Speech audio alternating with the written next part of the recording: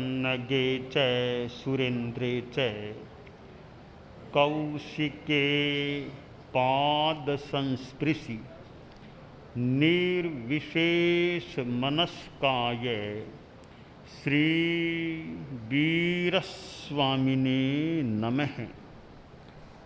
आर्हत वाङ्मय में कहा गया है, नतम अरि कंठ छिट्टा करे, जंग से करे अपनिया दुरप्पा, से नाहि मच्चु मुहम तो पत्ते, पच्छाणुतावेण दया विहूणो।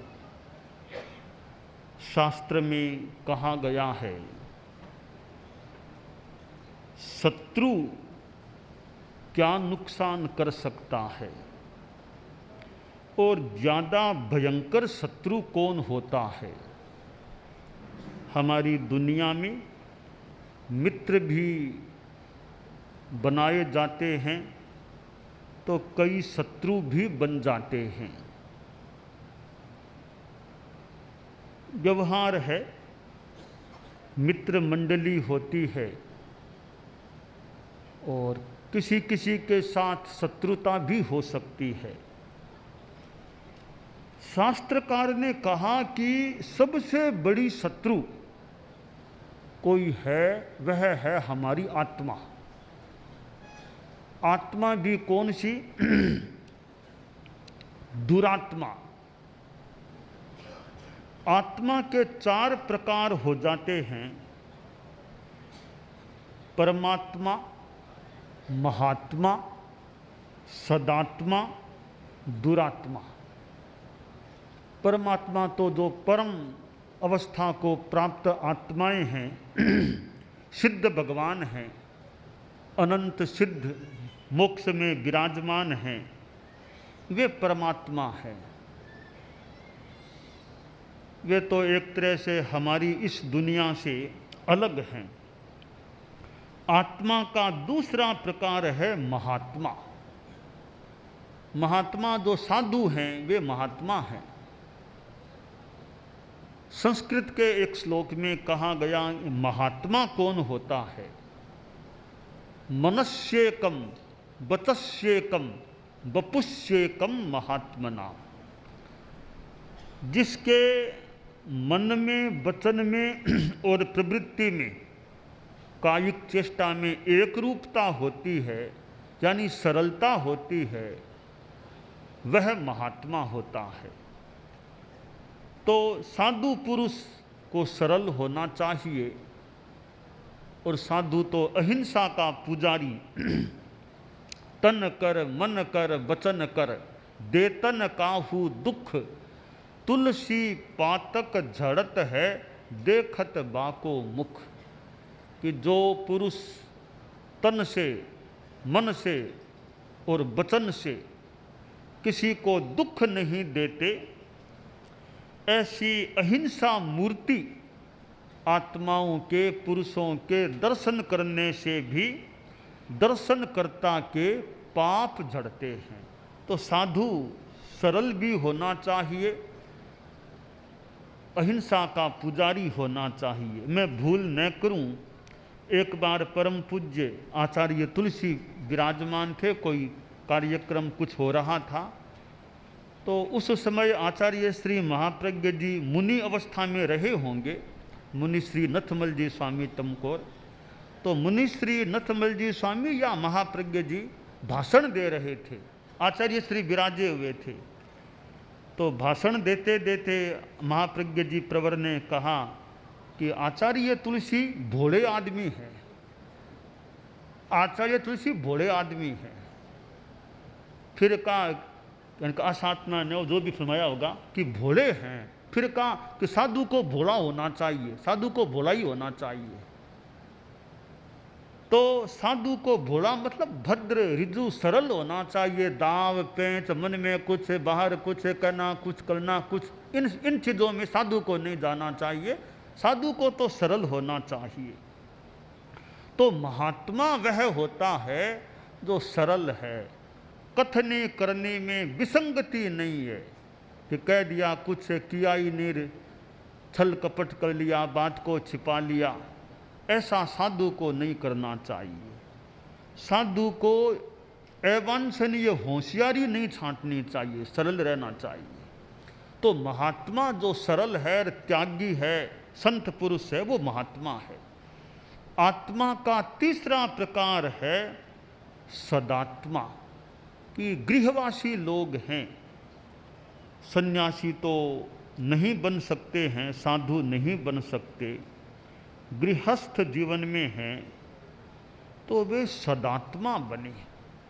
सदात्मा यानी जो सदाचार वाले लोग हैं, धोखाधड़ी, बेईमानी, हिंसा, हत्या, लूट, इन चीज़ों से बच के एक अच्छे गृहस्थ का जीवन जीने वाले हैं, सज्जन पुरुष हैं, वे सदात्मा होते हैं। चौथा प्रकार है दुरात्मा। दुष्ट आत्मा, कैसे दुष्ट शब्द है तो थोड़ा बुरा पड़े समझाने के लिए, जो बुरी आत्मा है, दुष्ट आत्मा है या दुष्ट आदमी है या दुर्जन है, वो दुरात्मा होता है। दुरात्मा क्या करता है? उसके मन में कुछ है, मनस्संयत, वचन संयत, वपुस्संयत दुरात्मना, कि मन में कुछ है, वाणी में कुछ है, करता कुछ है, कोई भरोसा नहीं है क्या कहाँ और क्या करेगा। और साथ में हिंसा, बेईमानी, ठगी, धोखाधड़ी, इन चीज़ों में ज़्यादा रत रहता है और मिथ्यात्वी जीव है। ऐसा व्यक्ति, ऐसी आत्मा दुरात्मा होती है। शास्त्रकार ने कहा कि अपनी दुरात्मा बनी हुई आत्मा वो जितना नुकसान हमारा कर सकती है, उतना नुकसान गला काटने वाला शत्रु भी नहीं कर सकता। एक आदमी किसी की हत्या भी कर दे, गला भी काट दे, क्या हुआ? एक जीवन समाप्त कर दिया, इससे ज़्यादा क्या करेगा। परंतु हमारी दुरात्मा है, वो कितने जन्मों को बिगाड़ सकती है। इसलिए गला काटने वाले, कंठ छेदने वाले शत्रु से भी बड़ी शत्रु हमारी दुरात्मा बनी हुई आत्मा होती है। अब आदमी जीवन में पाप कर लेता है, धर्म विशेष करता नहीं है। जब बुढ़ापा आ गया और बीमारियों ने घेर लिया, तब सोचता है अरे मैंने जिंदगी में पाप इतने किए हैं, अब मेरा क्या होगा। सुया में नरये ठाणा, मैंने सुना तो था नरक होती है, पापी लोग नरक में जाते हैं, अब मेरी क्या गति होगी। बाद में वह पश्चाताप से संतप्त होता है, अरे अब मेरा क्या होगा। तो हमें अंत में पश्चाताप न करना पड़े, इसलिए पहले से ही सदाचार, आप लोग गृहस्थ हैं तो सदाचार जिंदगी में रहे। कदाचार, भ्रष्टाचार, अत्याचार, अनाचार, दुराचार, इनसे बचने का प्रयास होना चाहिए। आज आचार्य श्री परम पूज्य गुरुदेव महाप्रज्ञ जी की समाधि के स्थान पर आए हैं, अध्यात्म का शांति पीठ। मैं भूल न करूं तो आचार्य श्री ने एक बार फरमाया, कोई जीवन का अंतिम वर्ष हो सकता है या जीवन के अंतिम दिनों में या वर्षों में एक अंतिम वर्ष में फरमाया कि मैं तो अब अगले जन्म की ओर ध्यान दे रहा हूँ, अगले जन्म की ओर मैं ध्यान दे रहा हूँ। तो अब मैं सोचता हूँ कि बात बहुत बढ़िया फरमाई थी कि अगले जन्म की ओर ध्यान दे रहा हूँ, यानी ये अब यानी इतनी उम्र आ गई, अब मैं आगे पर ध्यान, अगली गति मेरी क्या हो सकेगी, कैसे साधना अच्छी रहे मेरी। तो यह आचार्य श्री का फरमाना कि अगले जन्म की ओर ध्यान देना, वो ऐसे तो हमेशा ही ध्यान देना चाहिए। और जब उम्र ज़्यादा आ जाए, जैसे 85 आ गए, 82 आ गए, 86, अब तो और ज़्यादा आदमी को ध्यान देना चाहिए। अब आगे पर ज़्यादा ध्यान दूँ, तो इतनी उम्र आ गई है, क्योंकि 5वां आ रहा है, अब 100 पार करने वाले भी कम लोग होते हैं। प्राय देखने में 100 के अंदर लोग प्राय चले। कई लोग होते हैं जो 100, हमारे एक साध्वी जी हैं जो 100 पार कर गई है, कालू में साध्वी बिदामा जी हैं, तेरा पंथ धर्म संघ के आचार्यों, साधुओं, साध्वियों पूरे इस इतिहास में पहली साध्वी है जिसने 100 पार किए हैं। तो पूरे धर्म संघ के हमारे चारित्रात्माओं के इतिहास में 250 वर्ष 262 वर्ष करीब हो रहे हैं तेरा पंथ को शुरू हुए। एक ही साध्वी हुई है, एक ही व्यक्ति यानी हम चारित्रात्माओं में जिसने 100 पार किए हैं। यानी प्रायः 100 से पहले पहले ही लोग चले जाते हैं। तो जो ही थोड़ी उम्र आगे बढ़ जाए, 80 पार है, 85, तो फिर सोचे अब मैं ज़्यादा से ज़्यादा ध्यान दूँ अगले जन्म के बारे में, आगे के लिए मैं यानी और ज़्यादा साधना में लग जाऊँ। तो जितना राग द्वेष कम, ध्यान, स्वाध्याय, जप आदि आदि में ज़्यादा समय लगाऊं ताकि मेरा अगले अच्छे परिणाम रहें, आगे का भी अच्छा रास्ता बन सके। तो परम पूज्य आचार्य श्री महाप्रज्ञ जी सरदार शहर में पधारे थे। चातुर्मासिक प्रवास होना था और चातुर्मासिक प्रवास का प्रवेश तो हुआ ही नहीं था। उससे पहले ही गोठी जी के वो मकान में ही विराजे थे। गदैया जी का नोरार, गोठी जी का, दोनों ये हमारे काम आते थे वैसे। तो दिन में गुरुदेव वहाँ विराजते, हवेली गोठी जी की हवेली में, रात को संभवतः वो नोरे में गदैया जी के वहाँ शाम को पधार जाते। और अवस्था 90 के लगभग थी और एक थोड़ा सा आकस्मिक सा क्रम बना और गुरुदेव हमको छोड़कर पधार गए थे। तो लगभग 90 वर्षों का गुरुदेव का जीवन काल था और कितना लंबा उनका संयम पर्याय था। परम पूज्य कालूगणी के उपपात में सरदार शहर में दीक्षित हुए थे। आचार्य श्री महाप्रज्ञ जी की दीक्षा भूमि भी सरदार शहर है। वो जो बाग अभी सेठिया परिवार का जो बाग है, मुन्ना लाल जी सेठिया, वहाँ दीक्षा का स्थल है। तो दीक्षा भी सरदार शहर में, अंतिम महाप्रयाण का स्थल भी सरदार शहर है। तो यह तो दुनिया का नियम है, जन्म लेने वाला एक दिन तो अवसान को प्राप्त होता ही है। हमारे साध्वी प्रमुखा कनक प्रभा जी थे, वे भी पधार गए। दिल्ली में हम लोग थे, स्थिति बन गई स्वास्थ्य की, बड़ी बीमारी हो गई, आखिर वो भी पधार गई। तो यह तो दुनिया का नियम है कि आने वाला व्यक्ति एक दिन जाता है। पर हमारे बड़ों से जो हमें शिक्षाएं मिले, पथ दर्शन मिले, अच्छी अच्छी बातें जो बताएं, हम उन पर पीछे वाले अमल करें। जाने वाले तो चले जाते हैं, अब जो पीछे हैं वो अपने पुरखों के पथ पर या पुरखों के जो आदर्श या जो बातें बताई गई अच्छी अच्छी बातें, उनका जितना अनुसरण कर सकें वही उनके प्रति हमारी मुख्यतया भले कृतज्ञता कह दें, श्रद्धांजलि कह दें, गुणगान करना भी एक तरीका है। उसके साथ या उसके सिवाय बड़ों के पदचिन्हों पर चलने का, और उन्होंने जो कार्य किए वो बीच में रह गए तो कार्य को पूरा करने का प्रयास करें और हम अपनी आत्मा का भी कल्याण करने के प्रति जागरूक रहें। तो पुरखों के जो संदेश हमें मिले हैं, परम पूज्य आचार्य तुलसी थे, वो भी 25 वर्ष करीब पहले पधार गए थे गंगा शहर में।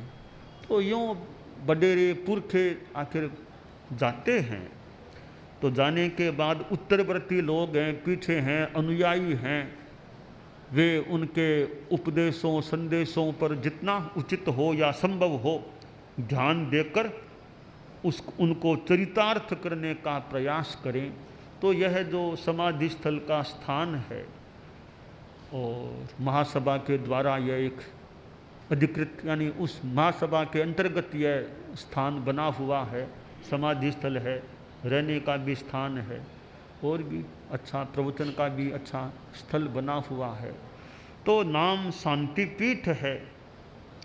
तो यूँ तो शांति आदमी के भीतर में है, पर कई कई थोड़े निमित्त स्थान आदि अनुकूल हो तो थोड़ा वो निमित्त भी शांति की प्राप्ति में सहायक बन सकते हैं। फिर एक महान व्यक्ति के संदर्भ में कोई स्थान हो तो और ज़्यादा उसका महत्व हो सकता है। तो यहाँ तो स्थान भी थोड़ा एकांत का है, साथ में एक महान व्यक्तित्व की समाधि का स्थान भी है।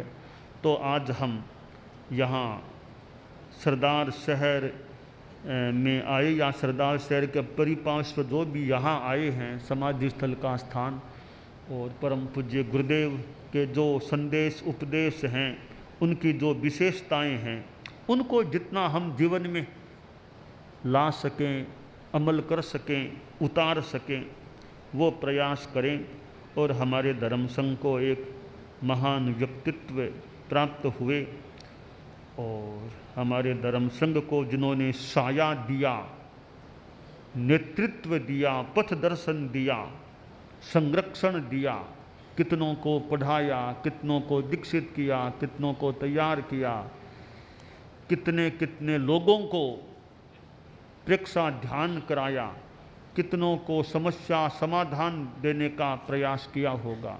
तो ऐसे महान व्यक्तित्व जो आते हैं, कुछ कईयों को राह भी दिखा देते हैं, कईयों में चाह पैदा कर देते हैं, और फिर एक दिन वे स्वयं विदा भी हो जाते हैं। यह सृष्टि का क्रम है। तो आदमी जब तक जीवन काल है, जितना दूसरों का आध्यात्मिक भला कर सके, जितना दूसरों को शांति दे सके, और शांति नहीं दे सकें तो किसी को अशांति तो कम से कम न दें, इतना तो प्रयास करें। किसी का भला ज़्यादा न कर पाएँ तो बुरा तो कम से कम जहाँ तक हो सके, जानबूझ के तो किसी का बुरा, अनजान में तो हो जाए, जानबूझ तो किसी का बुरा भी आदमी न करे, हो सके तो आध्यात्मिक भला कर सकें तो बहुत अच्छी बात है। तो आचार्य श्री महाप्रज्ञ जी ने यात्राएं भी की, अहिंसा यात्रा की, कहाँ ठेठ बॉम्बे तक पधार गए थे, महाराष्ट्र, गुजरात आदि आदि अनेक प्रांतों में पधार गए थे। एक इस अवस्था भी आगे बढ़ी हुई थी, जीवन के 9वें दशक में भी यात्राएं कर ली थी। ठीक है, साधन का तो सहारा था, फिर वृद्धावस्था में साधन से भी यात्रा करना कई बार कठिन हो सकता है। तो हमारे कई वृद्ध चारित्रात्माएं तो साधन से भी ज़्यादा यात्रा करना कठिन हो सकता है। तो गुरुदेव ने यात्राएं भी की, और हम जैसे शिष्यों को गुरुदेव के चरणों के पास रहने का मौका मिला, उनके चरणों में मस्तक रखने का, टिकाने का मौका मिला, उनसे कुछ सीखने का, सुनने का, जानने का भी मौका मिला। तो ऐसे हमारे एक महान व्यक्तित्व जो अवस्था से भी महान थे, और पुराना देखा हुआ था, ठेठ कालुगणी का जमाना उनका देखा हुआ था। तो एक पुराने इस रूप में कालुगणी के युग को देखने वाले थे, तो कालुगणी के पास रहे हुए थे, तो पधार गए थे। फिर यह समाधि स्थल गुरुदेव की स्मृति में, और एक मूल समाधि स्थल, यह स्मारक तो मान लो कहीं हो जाए, समाधि स्थल तो एक ही, तो यह समाधि स्थल यहाँ है। तो सरदार शहर में गुरुदेव ने अंतिम श्वास लिया था, जहाँ दीक्षा ली, जहाँ यह वेश मानो साधु का लिया था, वही अंतिम श्वास भी उन्होंने ले ली। तो हम परम पूज्य गुरुदेव महाप्रज्ञ जी के प्रति मैं श्रद्धांजलि अर्पित करता हूँ। मूल तो कल का दिन है, गुरुदेव का वार्षिकी पुण्यतिथि का, बैसाख कृष्णा एकादशी का दिन है। तो कल जितना हो सके, कोई द्रव्यों की सीमा करना, हो सके तो उपवास करना, एकासन करना, बिगड़ टालना, पोरसी करना, जितना जो तप त्याग, क्योंकि हम तो तप त्याग से जितना मना सके वो खास बात है कि वो तो संत पुरुष थे, तो तपस्या त्याग, तपस्या से उनका वार्षिकी तिथि का दिन जितना संभव हो सके मनाएं। साथ में प्रोग्राम है, गुणोत्कीर्तन है, धम्म जागरना, जो भी ये भी उपक्रम हैं। तो महासभा के तत्वावधान में जो ये उपक्रम आचार्य श्री की समाधि स्थल का और ये मानव कार्यक्रम का जो भी, तो सब हमें प्रेरणा देने वाला बने, और हम स्वयं अध्यात्म की दिशा में, शांति, परम शांति की दिशा में आगे बढ़ते रहें। मंगल कामना।